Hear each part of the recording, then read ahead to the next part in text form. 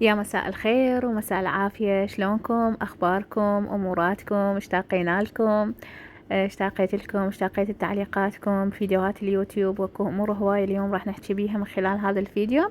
وهنا يا جمال الطلبية الحلوة اللي وصلتني. وشوفوا لي هذا الأحمر شنو تتوقعونه؟ هذا أكثر شي حبيته. إذا عرفتوا كتبوا لي بالتعليقات. وهسه قبل كل شي راح أول شغلة أشيل المفرش وراح أخليه بالغسالة. عندنا روتينات وجلف وغسل وتنظيفات لأن كان المي مقطوع يمنا يومين، وأنا قبلها هم كنت ما غاسلة، فإجا المي اليوم قلت خلي أسوي حملة تنظيف. فكنت مخبوصة وعندي شغل فصورت لكم مقتطفات بسيطة. وإن شاء الله يعجبكم هذا الفيديو، تستمتعون ويانا وبعد تاخذون طاقة إيجابية حلوة من عنده. أكيد البنوتات بعد خلاص إجت العطلة وخلصت الامتحانات، فأكيد لازم يساعدوني. طبعا اكو مفاجآت وشغلات كلش حلوة ومتأكدة راح تعجب اغلب البنات اللي موجودات هنا، وممكن نسبة قليلة ما تعجبها هذا الشيء. وان شاء الله اكيد راح احكي لكم بالتفاصيل على قولات امي، انتي صار لك سنين بهذا المجال فما يصير يعني تكون تغيرات فاكيد لازم احكي لكم بالتفاصيل. ترقبوا ان شاء الله، بس اكمل الشغلات اللي عندي وان شاء الله بالفيديوهات الجاية راح احكي لكم. المهم حبايباتي نرجع لروتيننا، وهنا كملنا غسل وتنظيفات وكملنا تنظيف البيت بالكامل، وهيجي جلفة سريعة للأبواب لأن ما أدري حرقوا هنا يم الحديقة وهاي الدخان وما أدري شنو، فكان يحتاج وكم يوم المي مقطوع، فلازم يحتاج هيك روتين عميق مرتب. فهسه كملت كل شيء، بقت هيجي شغلات قلت يلا خلي اصور. هنا من شفت روحي خلصت قلت خلي اصور حتى لو مقتطفات بسيطة لان ادري بمتابعاتي كلش يحبون الروتينات. وهنا على اساس الصبة تنظف، ايش قد ما تغسليها ابدا ما تنظف. اني دائما اغسلها دائما، يعني اجلفها وهاي التفاصيل بس ما تنظف. وهنا بلشت العطلة وطلعت البايسكلات، وهنا راح نصبغ المرجوحة. طبعا بالنسبة للمرجوحة يعني صورتها ونزلتها ستوريات على الانستغرام، ما اعرف يعني بنات جدتي متابعاتني كلها تقول من وين والسعر ايش قد. طبعا اكيد متابعاتي على اليوتيوب تعرفون بخصوص هذا الشيء. المرجوحة قديمة بس سوينا لها إعادة صيانة وتجديد، طلعت كلش حلوة وجديدة. فايش رايكم؟ كتبوا لنا بالتعليقات. سويناها هالمرة جوزي طوخ، كانت يعني جوزي فاتح الخشب سويناه جوزي طوخ، ورجعناها مثل ما هي سودة. فكرنا انه نسويها بيضة بس بعدين قلنا لا، اللون الاسود احلى وافضل. وهنا راح نرجع التنظيفات وترتيبات الغرفة. وهنا واخيرا جبت مفرش. تدرون بعد المفرش اللي اخذته هذاك المرة وطلع قصير والتفاصيل، عندي هذا الدوشق مالت الشرباية، يعني ما اعرف كل ما اشتري حجمه كبير يطلع الشرشف شوية صغير، فقررت انه اخيط خياط. شوفوا لي طبعا الخياط شلون حلو ومرتب ودائر ما دايرة لاستيك. وهذه لي اول مرة يكون القياس مضبوط ويكون على قد الدوشق. وهنا طبعا شوفوا لي اهم شغلة نوعية القماش اصلية، لا تصوف ولا يصير عليها اي شيء، يعني يبقى وياك عمر. هنا طبعا شوفوا لي جمالية الترتيب والخياط مالتها ايش قد مرتب. طبعا انا دايما اخيط يمها، هاي مو اول مرة، كنت قبل اخيط مفرش للبنات، يعني شغله كلش مرتب، حتى من الداخل لاكو لا خيط لا شغلات زايدة، شغله كلش مرتب. وهنا بعد حبيباتي عندنا الوجوه مالت المخاد، 4 وجوه مال المخاد وكوشة. صراحة يعجبني هيك الشغلة من وحدة تشتغل شغلة ويعني تشتغلها بترتيب، ترتيب ونظافة. وهاي نوعية القماش ما شاء الله يعني غسله لبس على قولاتهم يعني ما يصير عليها شيء. وهسه ما شاء الله البنوتات من اجت العطلة يعني ايدهم وبايدي، حتى مرات يعني لان بيتنا صغير، ولا هو مو صغير بس يبين صغير. المهم فمرات يعني تنظيفات البيت وترتيبات يعني هيجي اقوم كل شي منظف وكامل. وهسه كملنا الغرفة مالتي، وبعد باقي الغرفة مالتهم اكيد هم راح انظفها. ايش رايكم بالجمال والترتيب؟ طبعا ما شاء الله عاشت ايدها، يعني شغلها كلش حلو ومرتب ولا غلطة. طبعا دزيت لها القياس ودزيت لي اياه طلع فيت على نفس القياس اللي دزيت لها اياه. انا كنت اريده هيجي لا يكون لا طويل ولا قصير، يعني هاي من يكون من الاطراف. وطبعا هذه الخياطة يعني عندها هواية أقمشة، أي شي أنت تريديه تسوي لك إياه. بس أنا ما أدري عجبني هذا الموديل وحبيت هذا اللون، بس مو تشوفونه يعني يكون ثخين، لا يعني هم حلو وهم بارد. وعلى فكرة بنات حتى هاي النوعية بها عدة ألوان. وطبعا هاي الخياطة مثل ما قلت لكم أنا مو أول مرة أخيط يمها، كنت قبلها مخيطة المفرش مالت البنات وشغلاتها مخيطة يمها، يعني شغلها تمام التمام. وأيضا عندها توصيل لكافة محافظات العراق. وهنا أخذت هذا مالت الصلاة. بالبداية حبيت أخذ بلون الأبيض، بس بعدين قلت لا، اللون الأبيض ليش خلي أخذ بهذا اللون الماروني. هاي المرة أخذت إلي، قلت المرة الجاية أخذ للبنات هم، بس ما أدري أخذ بنفس اللون لو بلون تاني يكون مختلف، فكتبوا لي شنو رأيكم. صراحة مرات أفكر أخذ لهم باللون الوردي، ومرات لا أقول خلي يكون نفس هذا اللون. وشوف السجادة إيش قد حلوة ومرتبة. وهذه أيضا مالت القرآن، يعني عاشت إيدها الشغل ولا غلطة ترتيب ولا خيط. مرات تروحين يم الخياطة تخيطين لك فد شغلة تجيبيها تقصقصين ساعة بالخيوط مالتها.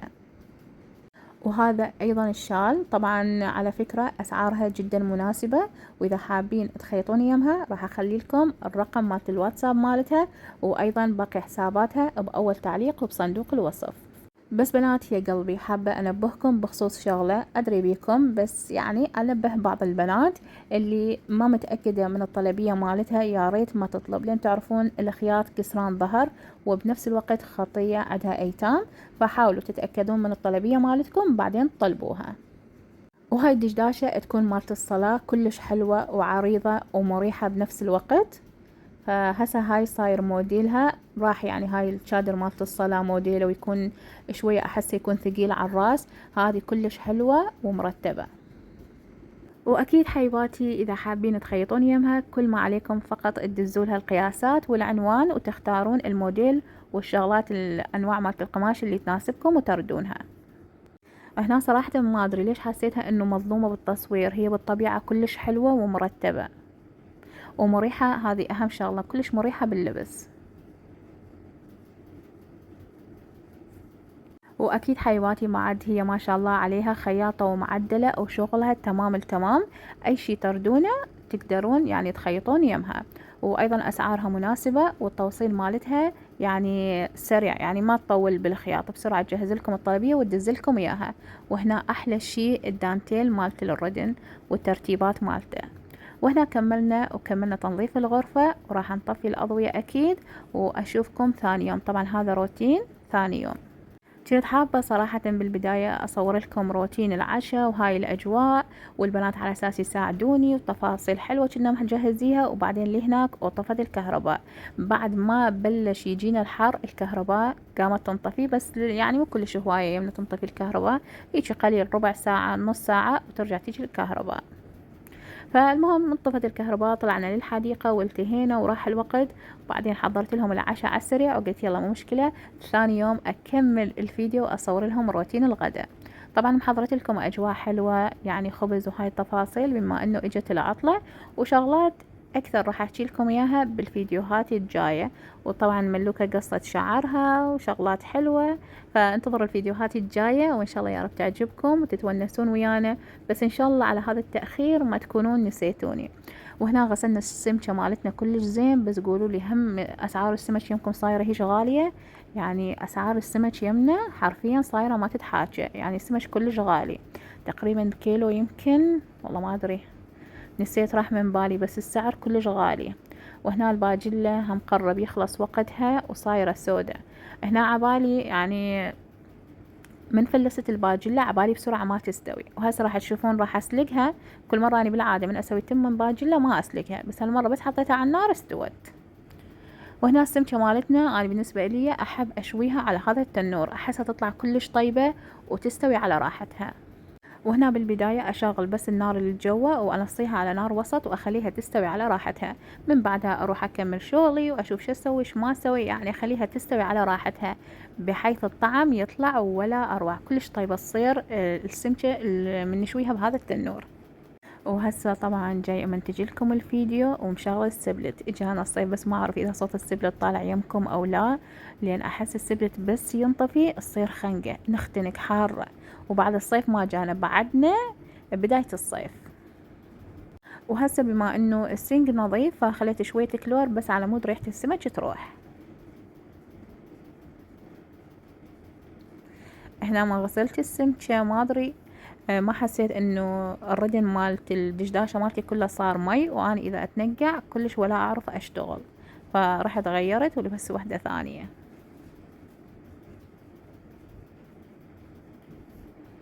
المهم حيباتي، احجونا شلونكم، شخباركم، شلونكم ويا اجواء العطلة، واخيرا خلصنا من المدارس انشلع قلبنا. شلونكم ويا العطلة، ايش سويتوا ايش ما سويتوا، وين رحتوا وين اجيتوا؟ احنا بالنسبة لنا حاليا يعني بس روان استلمت النتيجة، بس البقية لحد الآن ما مستلمين. ان شاء الله على اساس انه اليوم او باكر، لان كل المحافظات تقريبا الصف السادس نزلت النتائج مالتهم، بس لحد الآن كركوك كان يعني جاي منتج لكم الفيديو على اساس انه اليوم تنزل، بس لحد الآن ما نزلت. وأيضا ملوكة هم بعدها باقية ما استلمت النتيجة، عندنا بس روان استلمت والحمد لله نجحت.